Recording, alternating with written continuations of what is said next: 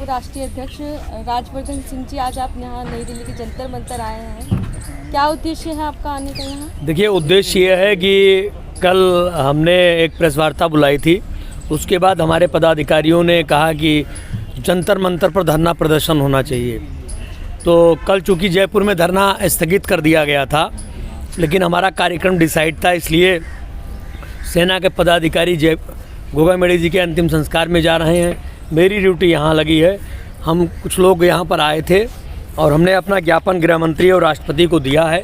हमने भी थाना संसद मार्ग पर अपने ऊपर हुए हमले की 3 FIR करा रखी हैं। एक FIR पार्लियामेंट कनॉट पैलेस के थाने में करा रखी है, लेकिन अभी तक हमारे और तकरीबन 100 से अधिक अंतर्राष्ट्रीय धमकियां भी मुझे प्राप्त हैं। तो मेरा भी सर, किन लोगों ने आप पे हमला किया?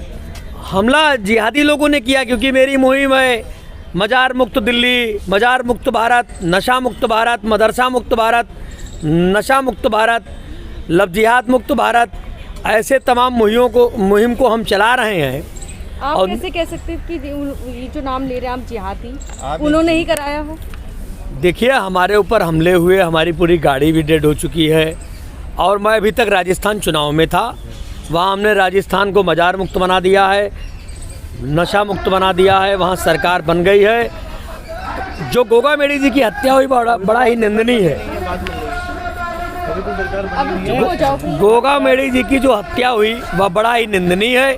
इसलिए हम यह कहना चाहते हैं इस जंतर मंतर के माध्यम से, अगर हमारे ऊपर किसी प्रकार की कोई साजिश हुई, हत्या हुई या किसी प्रकार की कोई घटना घटी, तो उसका जिम्मेदार गृह मंत्रालय और दिल्ली पुलिस होगी।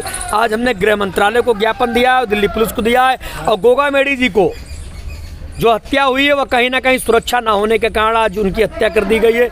इसलिए महाराणा प्रताप सेना ने हत्यारों को फांसी की मांग की है और मुआवजे की रकम 1 करोड़ मांगी है, और घायलों को और जो मृतक हुए हैं उनको 50 लाख रुपए की हमने मांग की है। हमने ज्ञापन रिसीव कराया है राष्ट्रपति जी और गृह मंत्री जी को। जो आपने प्रेस कॉन्फ्रेंस करी थी, उसके बाद आपने एक लाइव करा था, फेसबुक लाइव। हाँ। उसके जरिए आपने कहा था कि कल जंतर मंतर पर धरना होगा।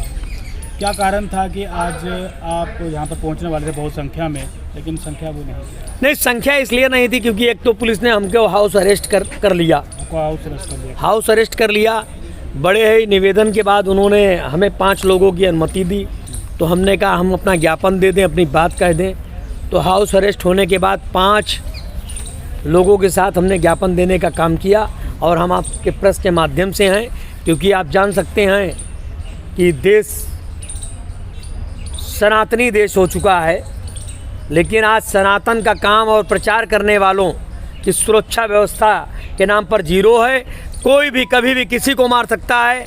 आज गोगा मेडी जी मरे हैं, उससे पहले कई लोगों की हत्याएं हो चुकी हैं, चाहे लखनऊ में कमलेश तिवारी की हत्या हुई हो। और निश्चित तौर पर मैं आश्वस्त कराना चाहता हूं कि आने वाले दिनों में आप सब सुनेंगे कि राजवर्धन सिंह परमार, संस्थापक अध्यक्ष महाराणा प्रताप सेना के अध्यक्ष, जो मजार मुक्त का नारा दिए थे, जिन्होंने कहा था अजमेर की दरगाह नहीं हमारा पवित्र हिंदू मंदिर है, उनको भी किसी ने चाकू या गोली मार दी। गोगा मेडी जी की हत्या जिस तरह से हुई है, क्या आपको लगता नहीं है कि क्षत्रिय समाज को एक बहुत बड़ी थ्रेट है ये? क्षत्रिय समाज ही नहीं, सर्व समाज। गोगा मेडी जी ने कहा, जनेऊ में जब नारे लगे, कहा ब्राह्मण और बनियों कि किसकी दम है जो हटा दे, तो ऐसा नारा देने वाले आदरणीय गोगा मेडी जी आज हमारे बीच नहीं है। सर्व समाज के नेता वो थे। अब मुझे लगता है आज अगर भ्रष्ट कांग्रेस के मुख्यमंत्री गहलोत जी ना होते, तो आज अगर उनको सुरक्षा मिली होती तो वह आज हमारे बीच होते। अब मुझे कहीं ना कहीं आज हमने अपने बच्चों को विद्यालय तक भेजने का काम नहीं किया है। इतना हमारा परिवार सदमे में भयभीत है, क्योंकि जब गोगा मेडी जी को 4 युवक आके गोली मार सकते हैं, तो मुझे लगता है कि निश्चित तौर पर हमें भी किसी भी समय कोई भी चाकू मार सकता है, गोली मार सकता है। आखिर जिम्मेदार कौन? क्वेश्चन मार्क है। अगर हमारे ऊपर कोई भी घटना घटी तो उसका जिम्मेदार केंद्र की सरकार होगी, गृह मंत्रालय होगा, दिल्ली पुलिस होगी। गोगा मेडी जी की हत्या का दोषी किसे मान रहे हैं? दोषी मानता हूं कांग्रेस की सरकार को, दोषी मानता हूं अशोक गहलोत को।